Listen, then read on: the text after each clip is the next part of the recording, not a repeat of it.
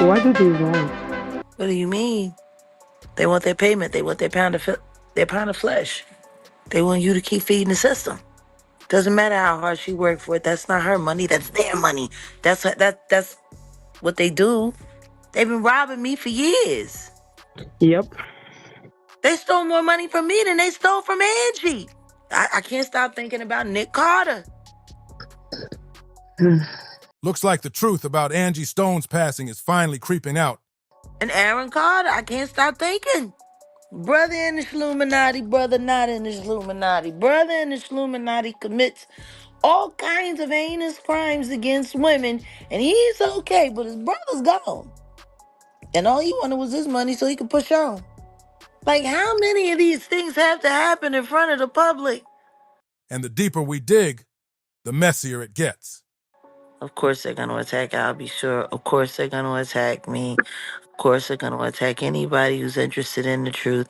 Of course they're going to come at us really hard for that first 72 hours and make sure we stop posting or at least get us flagged from being able to go live so nobody thinks about the details of the fact that we just watch Angie Stone get moved around in real time on her son's birthday.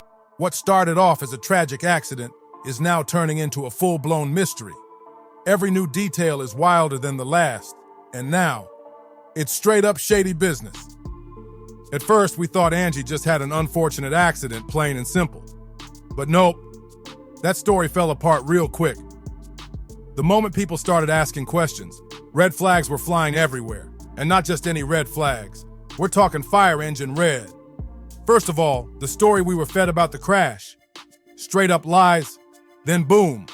The driver of the truck that hit her suddenly vanished into thin air. And that's just the beginning. Other weird details kept piling up and making everything look even sketchier. That's when Jaguar Wright jumped in and didn't hold back. She basically confirmed what everyone was already thinking. Angie didn't just die in some random accident. According to Jaguar, it was a whole setup. But it doesn't stop there. Beanie Siegel even dropped hints too. And his comments? They took things up a notch, pointing fingers in a direction nobody saw coming. He hinted this whole situation might be tied to Diddy's case. Say what? This story goes way deeper than anyone expected. Let's rewind to where it all started, her beef with UMG. Just weeks before her death, Angie came out saying she'd discovered something major. UMG had been stealing from her. She said that's why she kept grinding in the industry even though she should have been retired by now. Angie wasn't just complaining. She was ready to fight back. She claimed she was taking them to court, saying, "I've just discovered something that's been hidden in the dark for too long. My publishing was stolen. And guess what?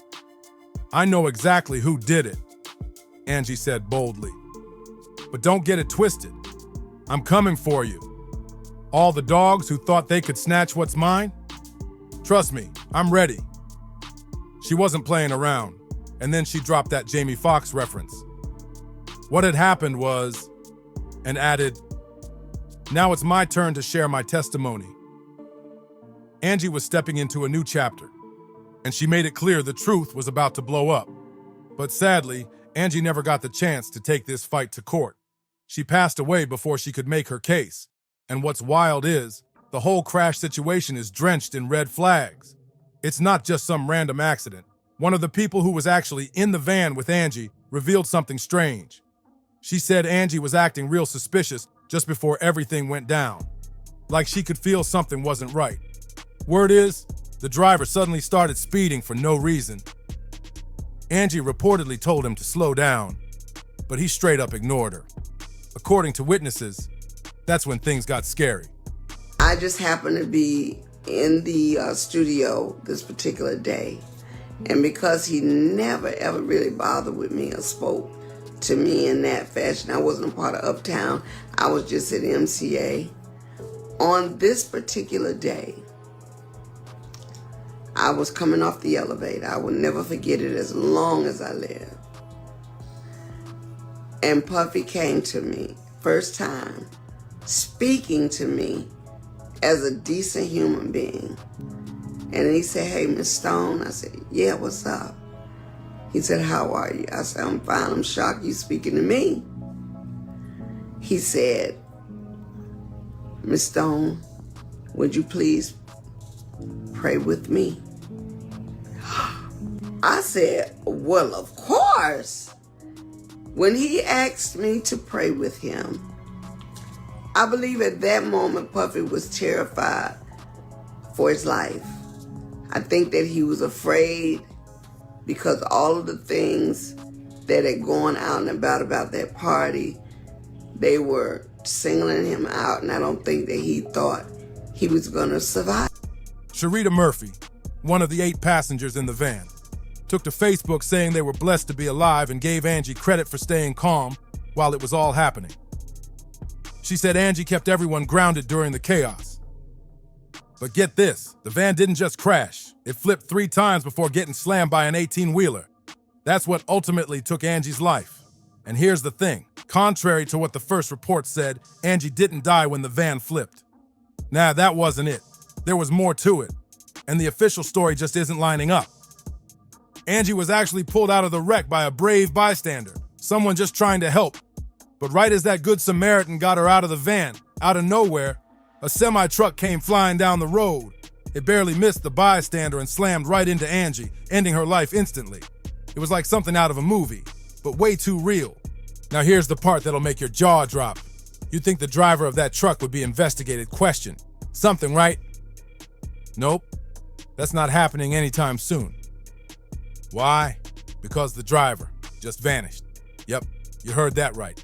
The dude behind the wheel of the semi that hit Angie, he's gone. Vanished like a ghost.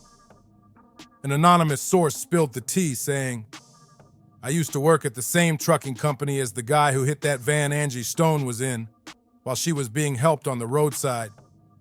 The impact threw her several yards away. I don't think he's ever coming back. This thing has haunted him. He's not responding to texts or calls from the company. It gets weirder. His wife isn't even talking. Someone tried to offer her support, and she didn't say a word. Apparently, the guy just turned in the truck and dipped. No note, no explanation, nothing. According to their former boss, his only excuse was he came up on the scene too fast and couldn't swerve in time. But even that sounds shaky. The source added, when I look at all the details, something just doesn't sit right. I'm honestly surprised he wasn't drinking or something, because he's got a long history with that kind of thing. This whole situation is looking real suspect. Look, nobody's saying they're out here playing detective or trying to crack the case like some courtroom TV show. But let's be real. This whole thing is shady, and people can feel it. Fans are now convinced there's a serious cover-up going down. And all the whispers, they're pointing straight at Clive Davis. Folks are starting to ask some uncomfortable questions about what really happened to Angie Stone. It's been weeks since that crash, and what have we gotten? No proper investigation, no real updates, no answers that actually make sense. It's like someone wants this to disappear quietly, like Angie was supposed to just vanish and we were all expected to forget and move on. Not happening. But people aren't moving on. The way everything played out has everyone's alarms going off. It just doesn't feel right. Something about this entire situation is way off. And guess who's calling it like it is? Jaguar Wright. She made it crystal clear. She believes Angie's death was not some tragic accident. And get this. It all went down on her own son's birthday. Chilling, right? But hold up, it doesn't stop there. Al B. Shore also came forward just days after Jaguar spoke up. He hopped on Instagram to pay his respects, but fans think he was trying to send a deeper message without saying too much. He wrote, I can't really gather my own thoughts at the moment to say anything close to describing the profoundly brave and amazing woman my sis star, Angie Stone, was. So I'll just let Angie say it to you all. That post got people talking. Was he trying to tip us off without crossing any lines? One thing's for sure, this story's not over, not by a long shot. In his tribute, Al B. Shore didn't just post a sweet message, he dropped a bombshell. He shared one of the last texts he got from Angie, and guess what it was about? Diddy. Yeah, she brought him up directly. Angie had written, Call me when you get a moment to chop it up with me. I've been praying hard for you ever since. All this foolishness you've been saying for years finally been exposed, and he gone down. She continued. I didn't realize just how much craziness you had actually gone through, and it's so unfortunate. Know that I'm praying for you and supporting you on everything that you got going on. I pray that your son Quincy and yourself lock horn again, and he walks away from that whole ratchet situation. As the whole world know, he deserves to be with his biological father. And then came the part that gave people chills.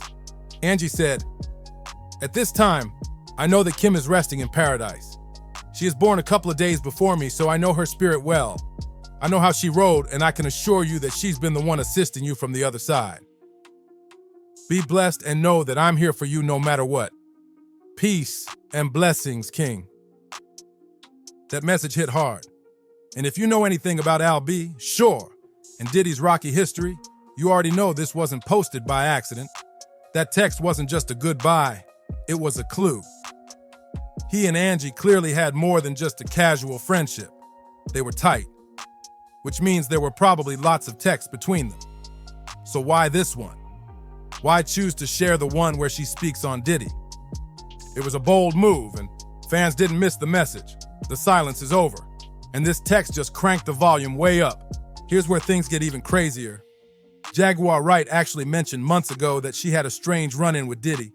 She said he asked her to pray for him, claiming his spirit was disturbed. That kind of confession doesn't just come out of nowhere. And now, fans are putting the puzzle pieces together and wondering if Angie knew way more about Diddy's situation than she ever made public. That could explain why Al B. Sure, didn't hesitate to bring Diddy's name into the mix. If there's one person Al B sure has beef with, it's definitely Diddy. Their history is messy, and this post felt way too intentional to be random. Him tying Diddy's name into Angie's situation? That wasn't some slip-up, that was deliberate. So now, the big question is, was this really just a tragic accident? Or is something darker hiding beneath the surface? Are we staring at a massive conspiracy that's only now starting to unravel? Or are all these pieces just leading us in the wrong direction? We want to hear your take on it. Do you think there's more to Angie Stone's passing than we're being told?